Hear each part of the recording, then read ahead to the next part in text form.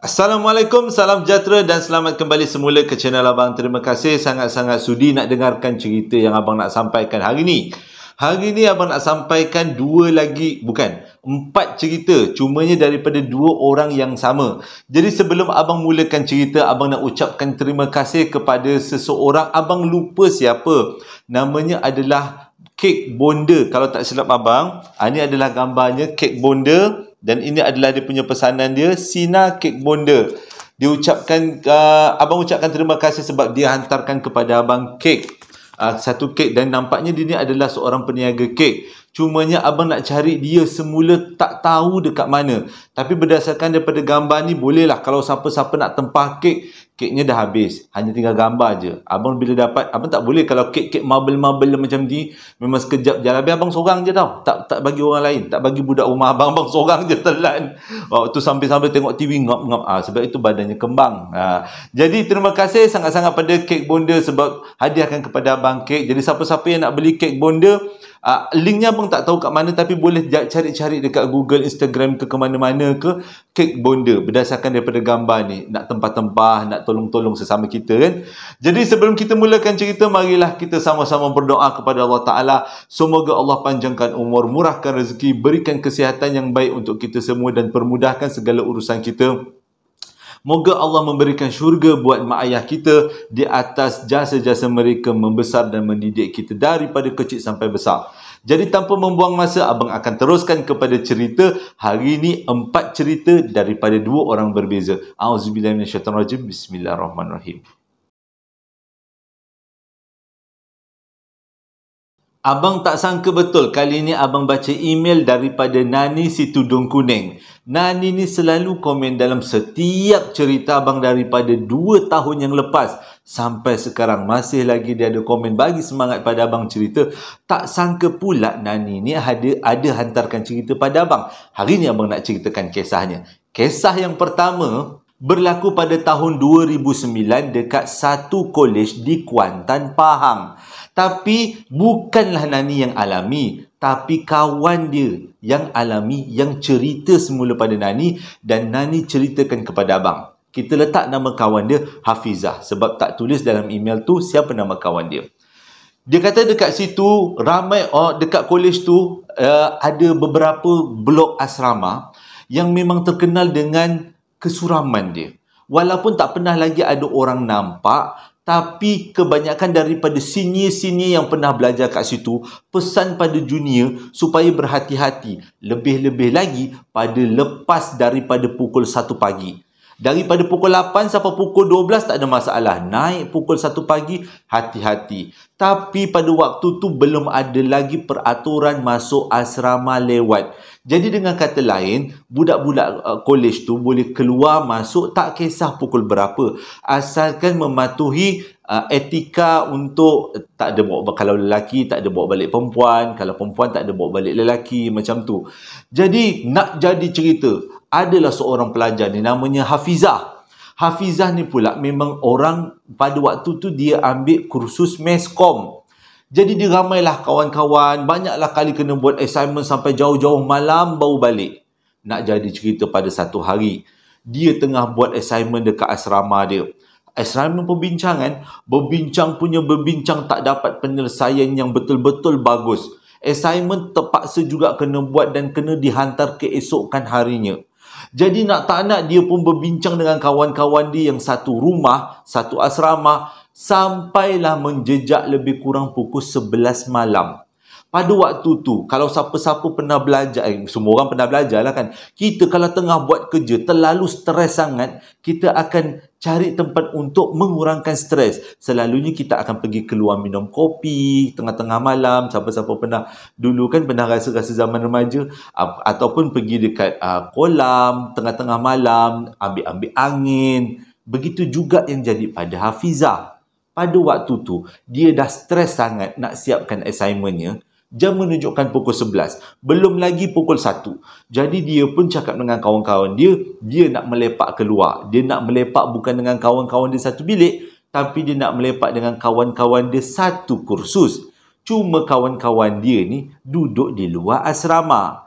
Jadi selepas berdil-dil pakai WhatsApp, pakai mesej, akhirnya kawan-kawan dia jemput Hafizah depan pintu asrama pada pukul 11.30 malam. Pada waktu tu Mak Gad dah beritahu, jangan balik lewat sangat. Kalau boleh jangan balik melebihi pukul 1. Bukan Mak Gad tak kenal kau. Dia kata, cumanya kau tahulah tempat ni agak keras sikit. Alah Mak Gad, tak ada masalah. Saya Mak Gad, ni dia cakap ni. Saya Mak Gad, kalaulah terjumpa dengan benda tu, teringin sangat saya nak bertegur siapa. Mak Gad cakap, jangan mulut cabul. Kalau dia muncul dalam keadaan manusia, elok rupanya, tak apa. Kalau dia muncul dalam keadaan yang menakutkan, macam mana? Kita juga yang menakutkan. Jadi bila dengar macam tu, Hafizah pun, tak apalah, dia buat hirau tak hirau. Tak lama lepas tu kawan dia pun sampai naik kereta. Dia pun naiklah kereta, pergilah lepak dekat satu tempat. Katanya tempat tu TC. Abang pun tak tahu TC tu apa. Dia kata dekat orang budak-budak Kuantan tahu TC. Dia orang lepak lah ramai-ramai kat TC. Jadi lepak punya lepak, borak punya borak. Jam menunjukkan pukul 1 pagi. Jadi bila dah pukul 1 pagi ni, si Hafizah ni teringatlah pesan daripada Mak Gad dan juga sini-sini yang sebelum ni. Jangan balik pukul 1 pagi. Jadi dia pun gegas-gegas lah suruh kawan dia, weh, hantar aku balik rumah, dia kata. Aku takut apa-apa yang terjadi pada aku. Jadi kawan-kawan dia bungkus-bungkus, siap-siapkan minum, hantarlah Hafizah betul-betul depan asrama dia. Turun daripada kereta, Mak Gad dah tegur. Sekarang dah pukul 1.30. Hati-hati bila nak berjalan masuk, awak punya bilik tu jauh ke dalam.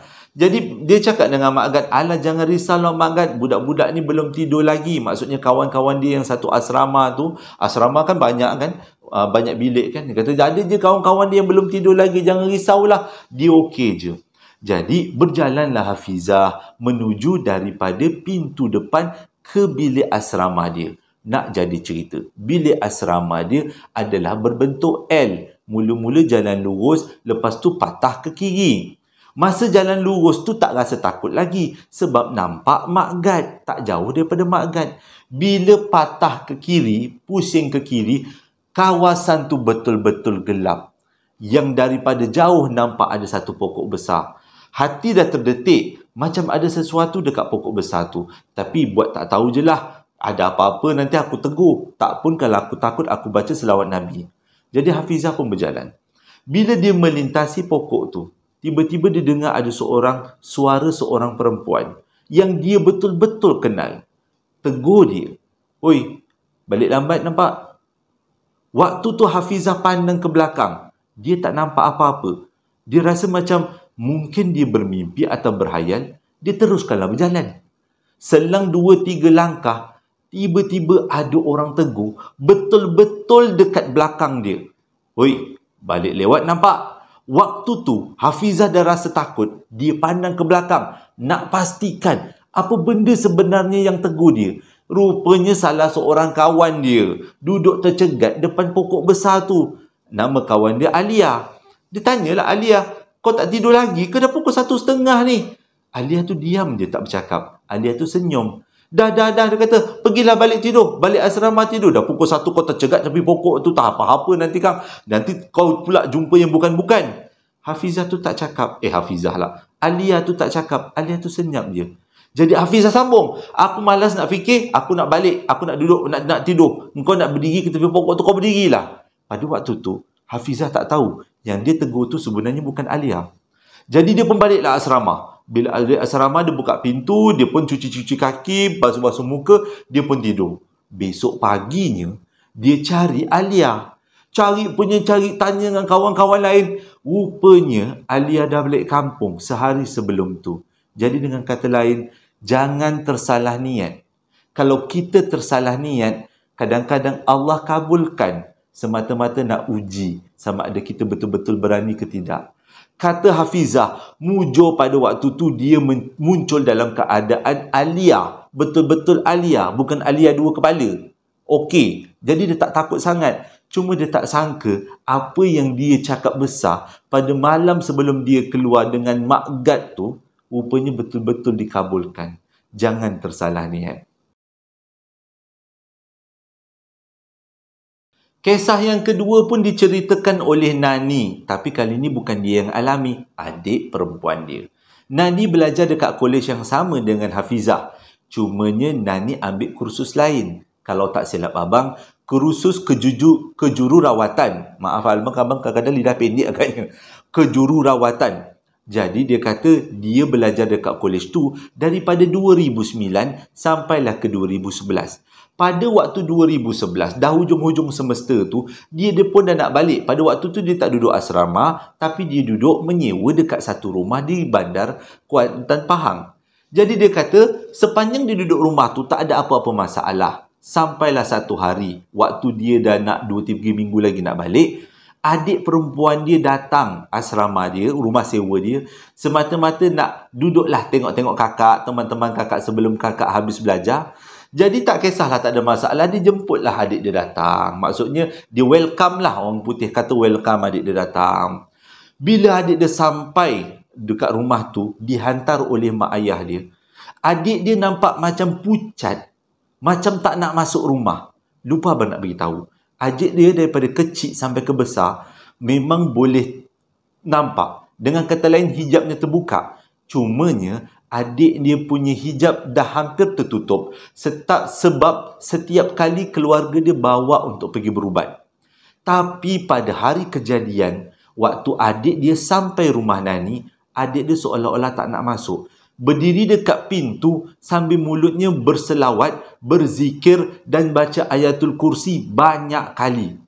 Waktu tu Nani dah rasa pelik. Dia yakin adik dia nampak sesuatu, tapi dia tak nak tanya. Kalau dia tanya, adik dia beritahu, dia pula yang takut. Dia dengan kawan-kawan dia menyewa rumah tu jadi takut, jadi gelabah. Sebab adik dia tahu, Nani bukanlah orang yang berani. Ceritanya berlaku pada malam tu.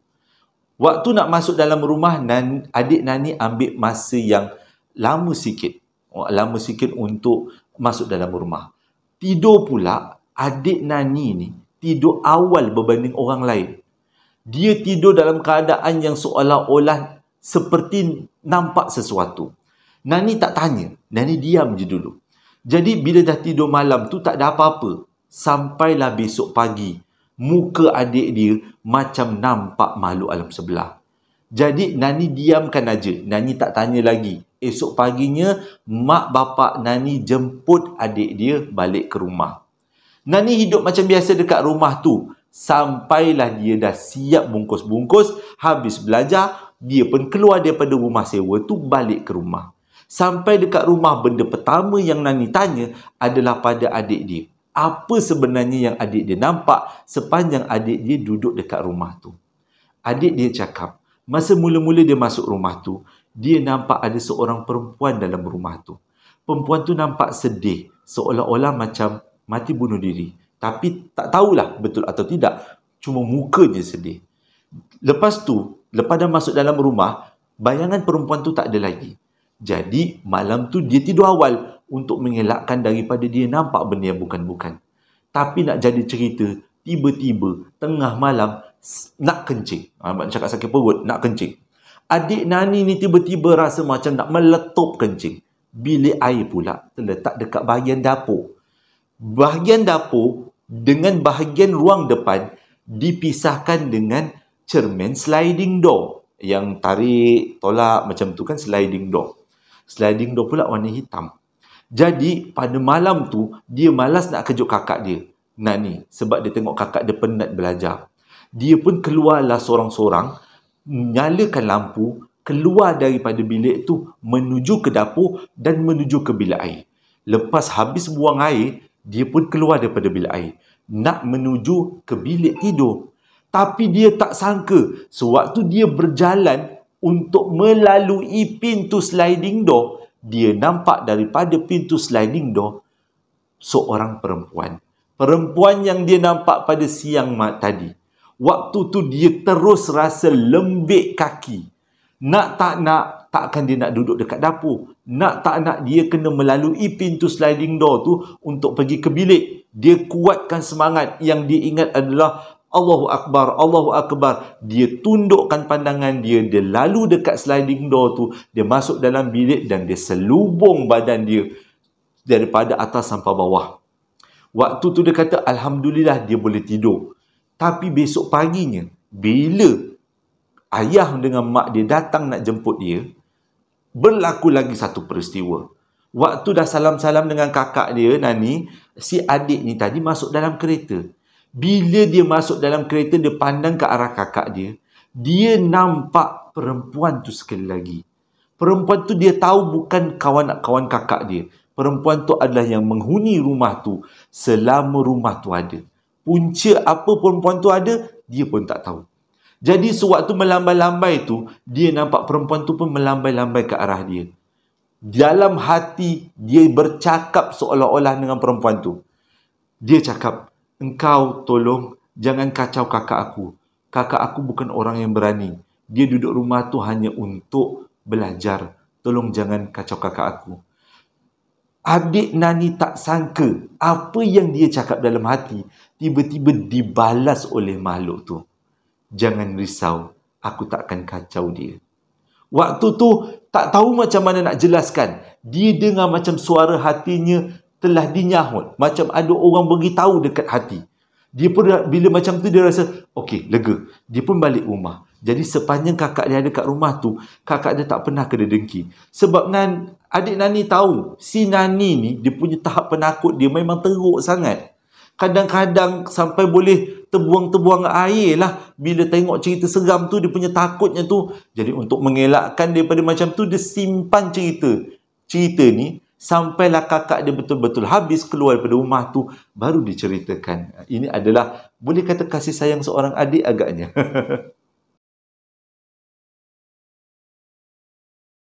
Dah lama abang tak ceritakan kisah emas. Kali ni abang ceritakan satu kisah yang berlaku pada tahun 1970-an.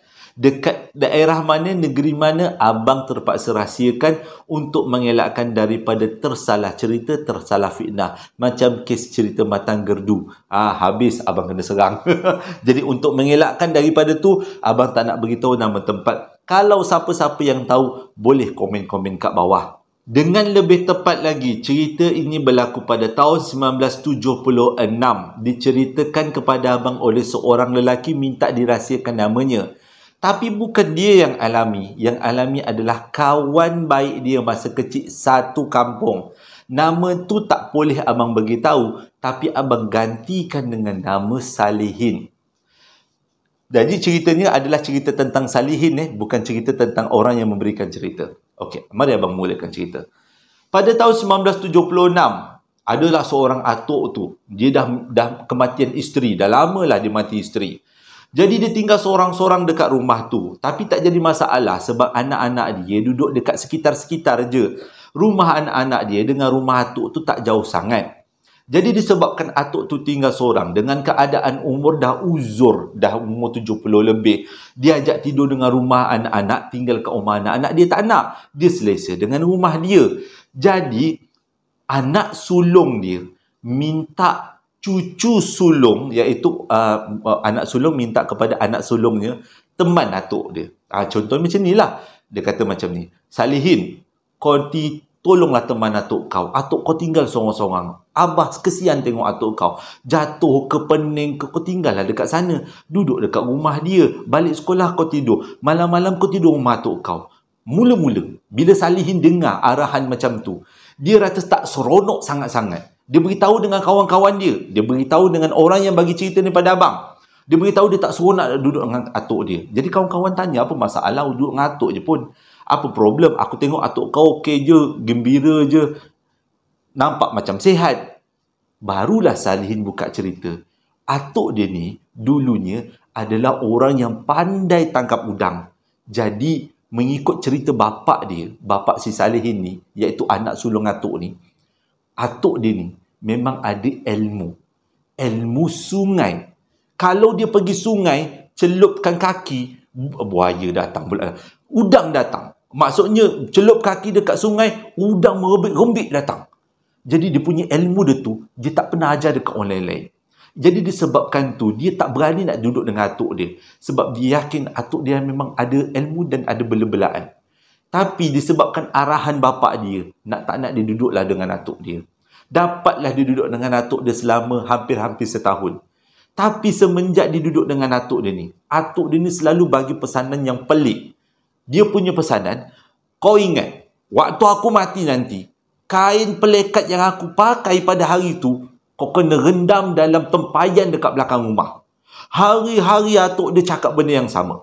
Tak siang, malam. Tak malam, petang. Balik sekolah, tengah makan tengah hari, sarapan pagi. Atuk dia bagi pesanan macam tu. Waktu tu dia ingatlah dalam kepala. Nak jadi cerita. Pada selepas 6-7 bulan dia duduk dengan atuk dia, pada satu pagi, waktu dia nak pergi sekolah, entah macam mana, atuk dia kejut-kejut dah tak hidup. Dah meninggal. Dia kejut-kejut atuk dia tak meninggal. Dia larilah rumah bapak dia. Dia lari rumah jiran-jiran beritahu atuk dia dah meninggal. Jadi kecoh-kecoh lah orang waktu tu. Urus datang, uruskan, kapankan mandikan atuk dia. Waktu tengah kecoh-kecoh ni, dia memang langsung tak ingat arahan yang atuk dia bagi. Iaitu kena rendam kain pelekat yang dia pakai pada hari kejadian dia meninggal dalam tempayan kat belakang rumah. Dia tak ingat. Sampailah jenazah atuk dia dibawa ke kubur. Pada waktu tu, semua anak-anak atuk dia, lebih kurang 3-4 orang, turun ke dalam liang lahat. Salihin ni, dia tak turun. Dia duduk dekat tepi kubur, tepi liang lahat. Waktu jenazah nak diturunkan, menjadi kebiasaan kampung tu untuk buka muka siap-siap. Faham Kalau mana yang bukan Islam, sebelum turunkan jenazah ke liang lahat, ke dalam tanah, ada orang yang buka muka siap-siap. Maksudnya buka kain tu. Macam mana abang nak terangkan Tapi nanti kalau mana-mana yang bukan Islam, boleh tanya dengan kawan-kawan tau. Yang apa yang abang maksudkan ni. Susah nak dijelaskan. Jadi kebiasaan orang kampung tu, turunkan jenazah, sebelum turunkan bukakan muka.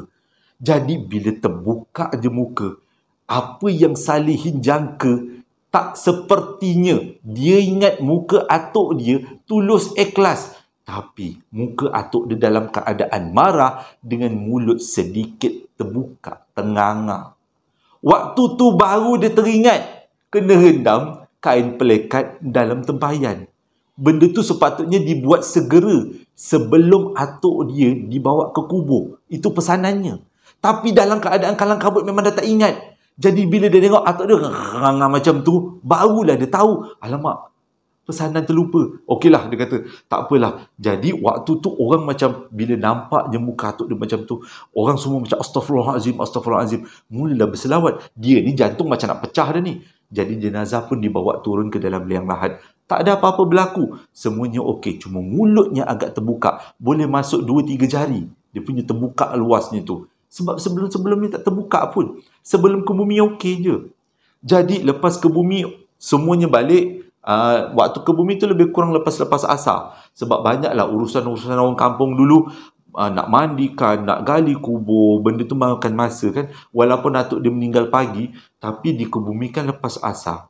Jadi malam tu diorang buat kenduri arwah, kenduri doa selamat dekat rumah bapak Salihin. Rumah atuk dia tertutup. Tak ada seorang pun yang duduk dekat rumah atuk dia. Tak ada seorang yang berani. Anak-anak atuk dia pun tak ada. Jadi kenduri arwah dibuat dekat rumah sulung anak atuk dia, iaitu bapak Salihin. Kenduri tak ada masalah. Sepanjang kenduri okey. Tiba-tiba, waktu tengah makan, sewaktu tu, si pencerita ni pada abang ni, dia ada pada waktu kejadian. Waktu orang semua tengah makan, tiba-tiba datang lebih kurang 10 ke 15 orang anak-anak muda kampung ke rumah tu. Dengan keadaan yang cuak. Diorang ni semua bukanlah orang yang datang kenduri, tapi macam budak-budak muda yang duduk dekat tepi sempang. Maksudnya yang selalu lepak-lepak, main-main gitar. Diorang datang ke rumah tu dalam keadaan yang cuak. Dipanggillah semua orang yang dalam kenduri tu. Tok, pakcik, tuan-tuan ni ada cerita ni. Jadi disebabkan kekecohan dekat depan rumah, orang yang dalam rumah ni semua turun. Bila semua orang turun, Salihin, termasuk pakcik yang bagi cerita dekat abang ni, turun juga nak dengar apa yang berlaku. Jadi kecoh lah. Dengar macam berlubang macam tu. Jadi diorang semua, satu rumah tu, kebanyakan lelaki yang menghadiri majlis doa selamat ni, doa arwah ni, bergerak ramai-ramai pergi ke kawasan kubur. Malam tu juga, Jam menunjukkan lebih kurang pukul 9.30 malam macam tu. Bila sampai dekat kubur, ada satu fenomena yang sangat menakutkan. Diorang semua bergerak beramai-ramai menghampiri kubur Atuk Salihin. Punyalah semua terkejut. Kubur tu seolah-olah digali. Jadi semua orang tergamam. Siapa yang gali kubur ni? Mujur galinya tak sampai ke dalam. Tapi dah nampak papan. Papan penutup liang lahat tu dah nampak. Jadi orang ramai, lelaki semuanya berkumpul di sekeliling kubur, termasuk dengan Salihin dan si pemberi cerita. Ramai-ramai berkumpul dekat situ. Dengan waktu tu dah ada lampu picit ni, tahun 70 lebih, lampu picit, gasolin, semua bawa lah nak menerangi kawasan tu. Jadi bila sampai dekat tepi kubur tu, ada beberapa orang pemuda yang memang agak berani, orang lelaki, memang lelaki kan, buka papan penutup liang lahat. Tujuannya nak pastikan mayat tu masih ada lagi atau tidak. Setelah dibuka, punyalah semua orang terkejut. Mayat tu masih ada. Cuma tidak teriring. Kalau mayat orang Islam, dia bukan tanam tegak tau. Dia bukan tanam baring macam tu, tak. Dia perlu diiringkan. Dipusingkan ke sebelah kanan. Itu cara orang Islam dikebumikan. Tapi bila papan tu terbuka, mayat tu tertegak. Macam mana? Macam terbaring. Terbaring memandang ke langit. Semua orang berselawat, baca Fatihah. Semua orang seolah-olah macam terkejut yang tak amat sangat. Si pemberi cerita, bila dia nampak je putih ke apa, dia tak tengok dah. Dia terus lari.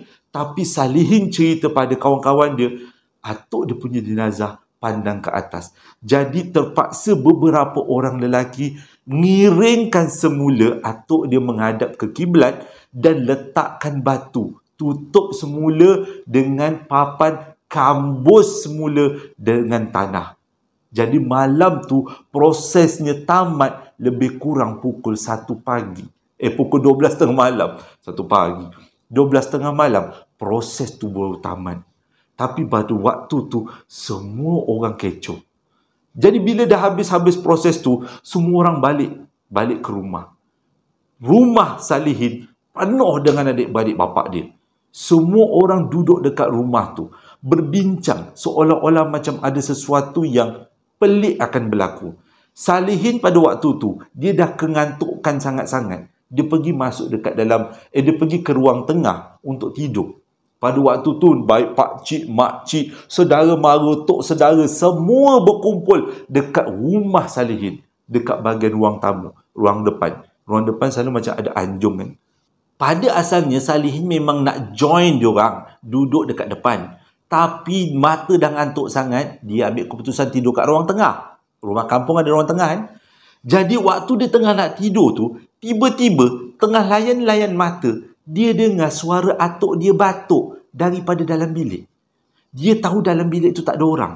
Itu adalah bilik untuk letak-letak bantal, letak-letak tilam.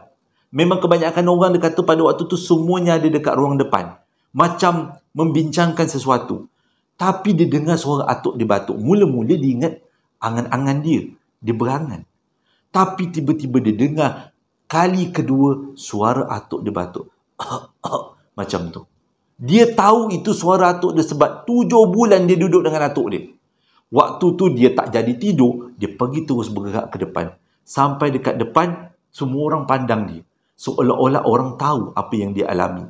Lepas tu dia beritahu dengan bapak dia, dia dengar suara atuk dia batuk. Jadi bapak dia kata, jangan pergi ke mana-mana, kita semua kumpul dekat ruang tamu, dekat balcony ni ramai-ramai. Saudara mara semua ada. Dia kata ada lebih kurang 30 orang lah macam tu. Ramai-ramai. Jadi pada malam tu, Salihin tidur dekat ruang tamu. Keesokan harinya, semua orang bangun dalam keadaan yang sangat mengantuk. Sebab rupanya pada malam tu, kebanyakan daripada orang lelaki semuanya berjaga. Tapi Salihin tidur. Salihin tak ada buat apa-apa.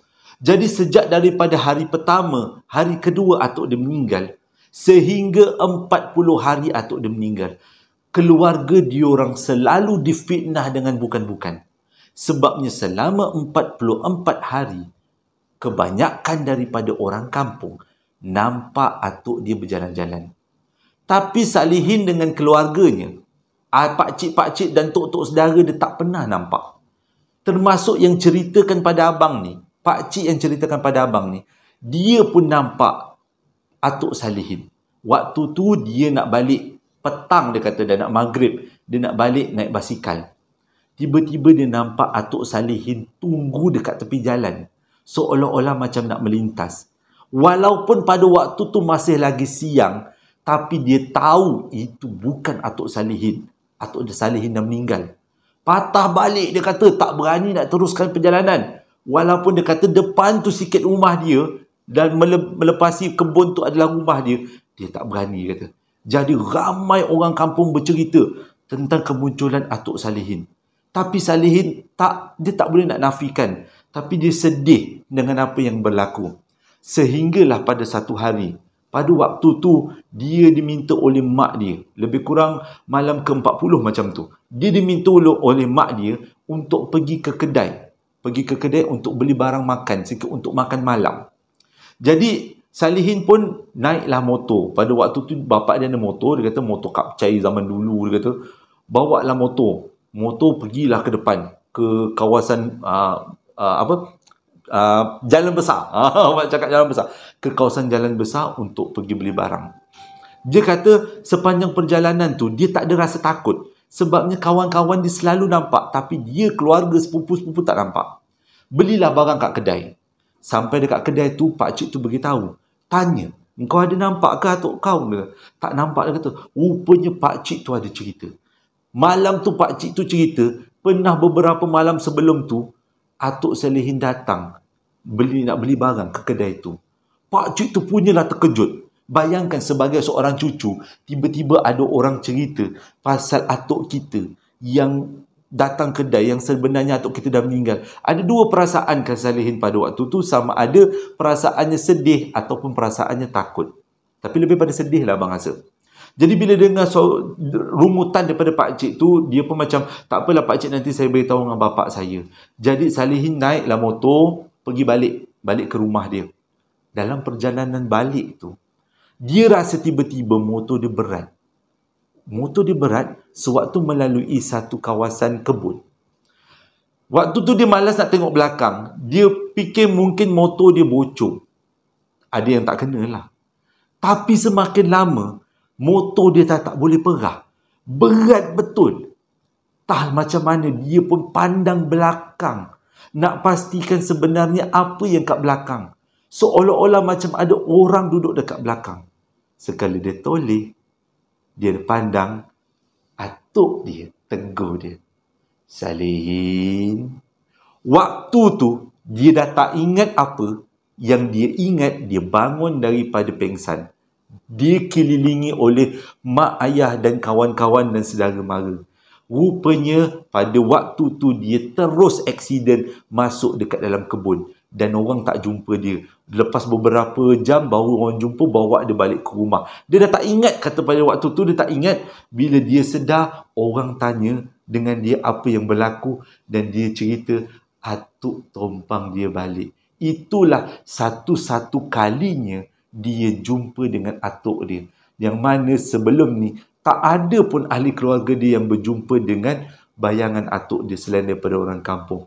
Tapi pada waktu atuk dia tegur dia dengan Salihin sahaja, waktu tu dia boleh bayangkan sampai sekarang muka atuk dia dengan matanya yang cengkung, hidungnya yang jatuh, mulutnya yang tenganga, seolah-olah sewaktu dia dikebumikan.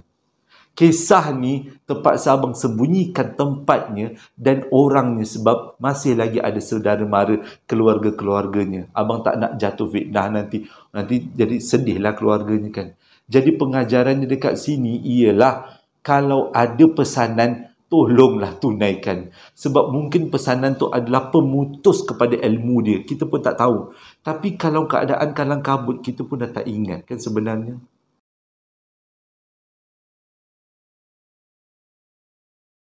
Terima kasih sangat-sangat sudi dengarkan cerita yang abang sampaikan pada hari ini. Ramai juga yang terkekak abang. Abang ni suara serak, batuk. Bukan abang batuk, abang sesama sebenarnya. Hidung tersumbat, kena bercerita, bernafas ikut mulut, tak selesa. Jadi terima kasih sangat-sangat sudi dengarkan cerita abang kali ini. Dengarkan beli sambal lara dan juga perapan sate. Terima kasih sangat-sangat. Hingga berjumpa lagi dalam 2 hari akan datang. Assalamualaikum warahmatullahi wabarakatuh.